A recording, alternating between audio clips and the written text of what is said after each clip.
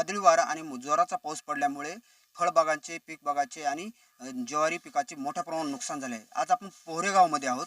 पोहरेगाव येथे जी आंब्याची बाग होती, ती बाग अक्षरशः भुईसपाट झालेली आहे. एकही पीक त्या झाडावर दिसत नाहीये.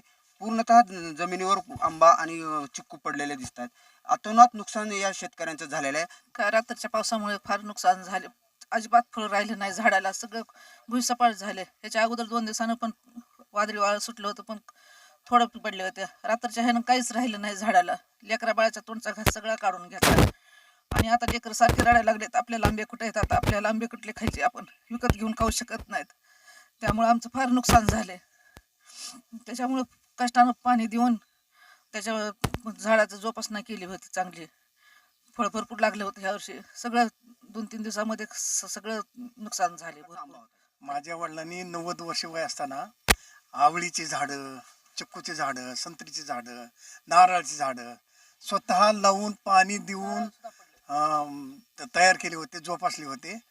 पण ते तर आता नाहीत. पण त्यांनी म्हणजे दूरदृष्टिकोन ठेवून आमच्या मुलाला, नातवाला, पंतूला खायला म्हणजे आंबे फळं मिळावे ह्या इथून लावले होते. आणि चांगले आले होते झाडं. दरवर्षी आम्हाला चांगले आंबे मिळायचे. आम्ही घरचे घरी खायचे. आणि हा एवढा भारी आंबे आहेत. हे हापूस आंबा आहे, देवगड आहे, केशर आहे, इतके गोड आंबे आहेत. आम्ही वडिलांचं नाव घेऊन दरवर्षी खातो. पण यावर्षी पण आता आमचे नातू मुलं म्हणतात, आता आंबे कधी येतात, आंबे कधी येतात. असंच म्हणजे पिकायला चालू होणार इतक्यात तर वादळी वाऱ्यानं, पावसानं सगळे आंबे खाली पडून गेले. आता जवळजवळ 90-95% आंबे खाली पडून गेलेत. आता जास्तीत जास्त 4-5% असतील. वादळी वारा आणि गारपिटीमुळे शेतकऱ्यांचं जे नुकसान झालेलं आहे, ते नुकसानाची भरपाई व्हावी किंवा शासनाने त्यांना आर्थिक मदत करावी, सहाय्य करावे, यासाठी शेतकरी वारंवार फोन करतायत. परंतु प्रशासनाकडून तसा प्रतिसाद मिळत नाहीये. कारण प्रशासन सध्या लोकसभेच्या निवडणुकीमध्ये गुंतलेलं आहे. आता शेतकऱ्यांना एकच आशा आहे की तात्काळ याचे पंचनामे व्हावे आणि यांचं नुकसान भरपाई मिळावी.